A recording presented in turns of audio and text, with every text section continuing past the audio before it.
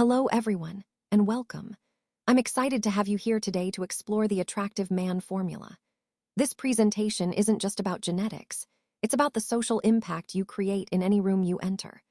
We'll look at 7 reliable signals that show how others perceive your attractiveness, the psychology behind each one, and practical ways to enhance your presence without sabotaging your advantage. So, let's dive in and discover how you can amplify your natural appeal. When a woman starts to get a little nervous around you, you'll notice some subtle signs. She might be fidgeting with her jewelry, twirling her hair, or touching her neck or lips. Sometimes, she'll suddenly fix her posture or shift her position. You might see her glance at you quickly, then look away, only to glance back again. Or she might hold eye contact for just a second too long. That's often a sign she's feeling a bit overwhelmed. From a psychological perspective, attraction actually heightens her self-awareness. When her nervous system is mildly alert, she'll unconsciously groom herself, adjusting her hair or posture, and signal femininity by touching her neck or lips. That quick look away is a protective reflex. She's trying not to give away her feelings or make herself too obvious. So how should you respond? The key is to stay calm and composed. Hold gentle eye contact for about 1 to 2 seconds, then give a slight, friendly smile and continue speaking naturally. Keep your body still and maintain an open posture. This helps her feel more relaxed and settle into your calm presence. If you talk, keep your voice measured. Speak at a slower pace with lower volume and clear articulation. Avoid staring her down or calling out her nervousness. That can make things worse. Also, resist the urge to overpraise or hype her up. Remember, a calm, steady presence is much more attractive and effective than trying to hype her up or make her feel overly scrutinized. When you enter a room, you might notice that some men act differently around you. They could be sizing you up, trying to gauge where you stand. Some may mirror your stance or body language, which is often a way to connect or test boundaries. Others might engage in one-upmanship, like interrupting, telling louder jokes, or trying to outdo you in conversation. On the flip side, you might see pointed indifference or exclusion, where they avoid engaging with you or exclude you from group talk. From a psychological perspective, men tend to instantly map hierarchy in social settings. If a man perceives you as confident, composed, or someone favored by women, that can threaten his sense of status. In response, he might test or minimize you through various dominance plays. So how should you respond? The key is non-reactive leadership. Stay calm, keep the conversational pace, and avoid competing to speak. Use warm precision, acknowledge others briefly, like "good point," and then add a valuable comment in one sentence. If someone tries to one-up you, smile and say, "Ha, nice one," then smoothly change the topic.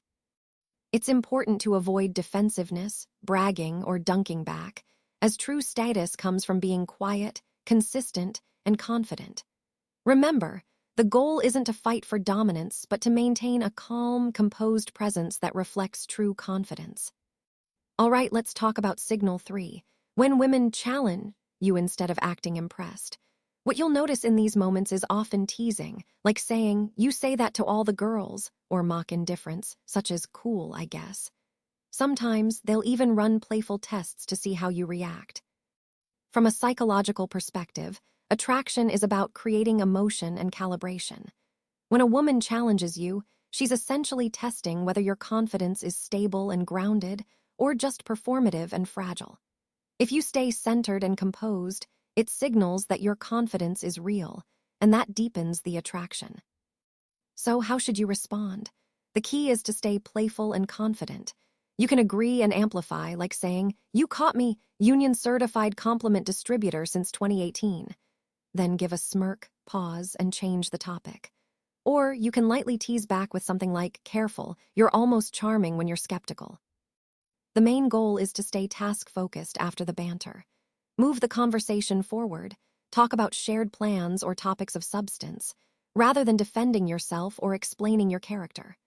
Remember, trying to prove you're good or constantly explaining only weakens your stance.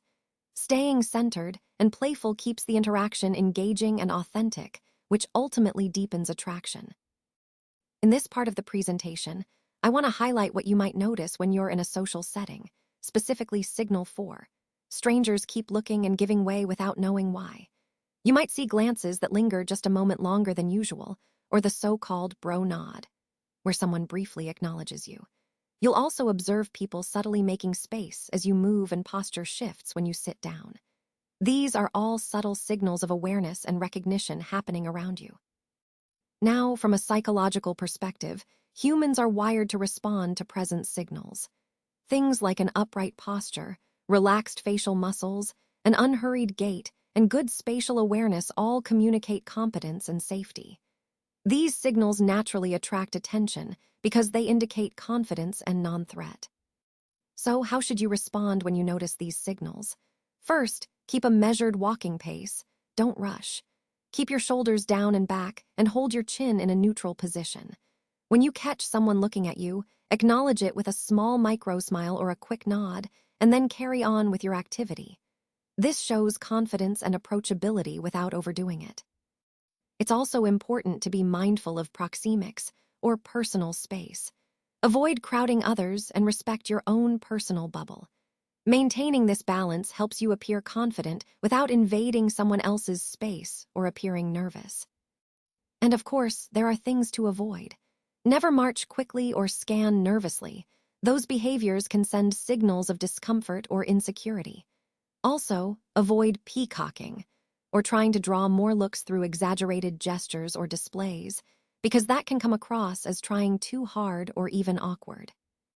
In the end, it's all about being aware of these subtle cues and responding in a natural, confident way. That's how you build rapport and navigate social spaces smoothly. On Signal 5, what you'll notice is that people start giving you small privileges without even having to ask. You might experience quicker service, extra effort from staff, unsolicited help, better seats, or even being easily included in conversations. These are subtle signs that someone feels comfortable and valued around you. Now, from a psychological standpoint, this makes sense. People tend to unconsciously invest in those they find valuable and easy to like, so being calm, polite, and appreciative encourages this. It's a mix of attraction and prosocial reciprocity, where kindness begets kindness. So how should you respond? The key is to acknowledge people by name. Reading their name tags helps with that. Then say, "Thank you," sincerely. Keep your requests simple to avoid overwhelming them, and match their warmth without flirting if you're in a professional setting. A good tip is to figuratively tip your hat by saying, "I appreciate you, made my day easier." But be careful to avoid some pitfalls. Don't come across as entitled or overfamiliar, and don't read every act of kindness as romantic interest. The goal is to build genuine rapport and mutual respect, not to manipulate or overstep boundaries. All right, let's talk about Signal 6. Some women get oddly salty when you don't notice them. What you'll notice here is a vibe shift, so when you enter a room and don't greet her, you might feel it. She might respond with louder laughs or bigger gestures when she's near you, almost like she's trying to get your attention in a subtle way. You might also see accidental passes into your line of sight or hear passive-aggressive coolness, that little attitude that says, "Hey, I'm here, and I want you to notice me." Now, the psychology behind this is important. These are indirect bids for attention. If she's already a bit invested, then being ignored can create some ego friction. She escalates her signals to pull your gaze without risking a direct approach. It's almost like a game of push and pull, where she's testing the waters to see if you'll notice her. So how should you respond? First, give clean acknowledgments, make brief eye contact, and say something simple like, "Hey, good to see you."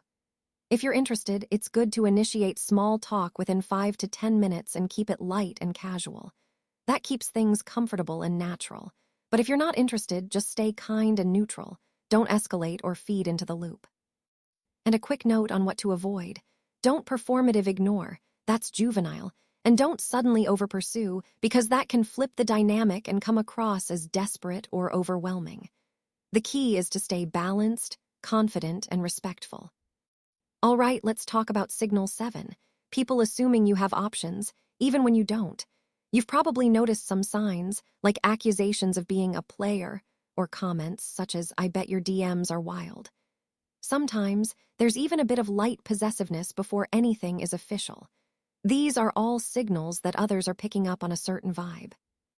What's really happening here is something called preselection.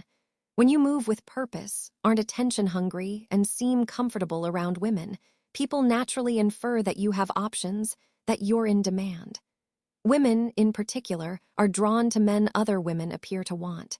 It's a psychological effect, and it's powerful. So how should you respond? First, I recommend smiling it off and saying something like, "I'm selective, not busy," then smoothly changing the topic. It's important to maintain clear boundaries and be kind. Avoid breadcrumbing or giving mixed signals. If you're serious about someone, show that through your actions, not just words. Exclusivity is demonstrated by what you do, not what you say. And be cautious about feeding the player myth. Avoid vague, ego-driven stories or strategic jealousy, which can reinforce that image rather than dispel it. Overall, remember, your goal is to project confidence and clarity, so that others see you as someone who knows what they want and is secure in themselves. All right, let's dive into the fundamentals of presence and behavior. Starting with presence, it's about how you carry yourself in any situation. Your posture is key: feet grounded, ribs down, scapula gently back, and your head held tall. This alignment not only looks confident but also helps you feel more grounded. Breathing plays a crucial role too. Slow, nasal inhales and extended exhales help calm your face and voice, making you appear more composed and approachable. When it comes to eye contact, aim for about 60 to 70% while listening and about 40 to 50% while speaking.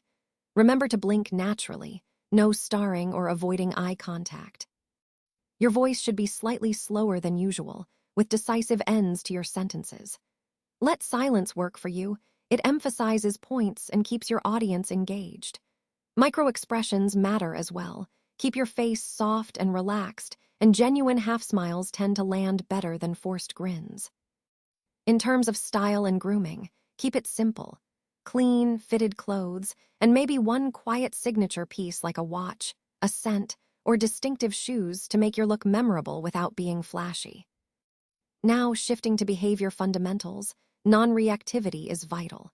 You set the tempo of the interaction, so don't chase emotional spikes or get thrown off by reactions. Maintaining warmth combined with clear boundaries is also important. Be friendly without fawning, and decisive without seeming rigid.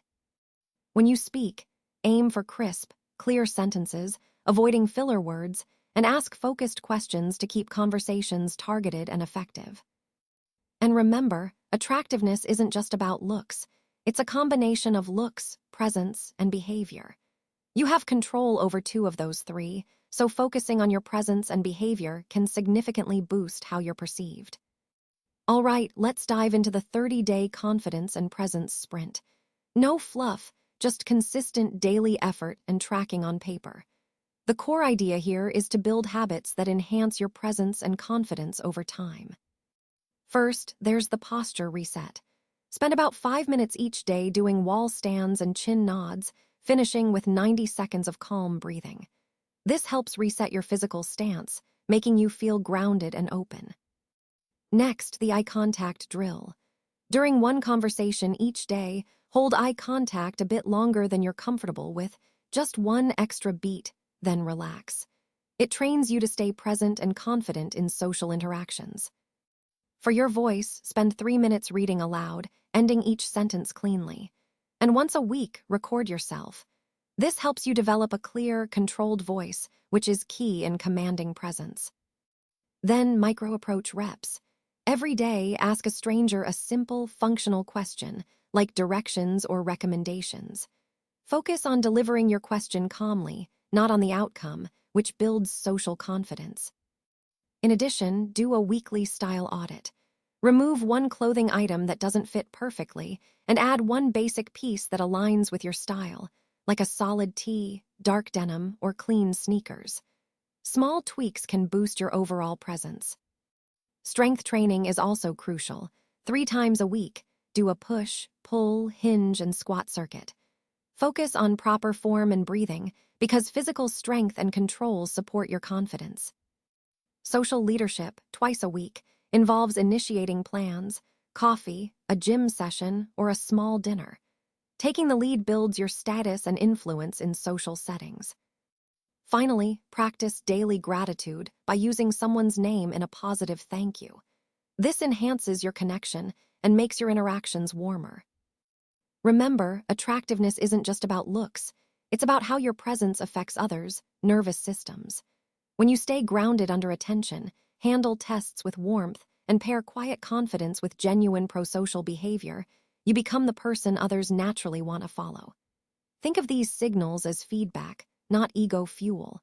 Put in these reps for 30 days and watch how the social physics start to tilt in your favor.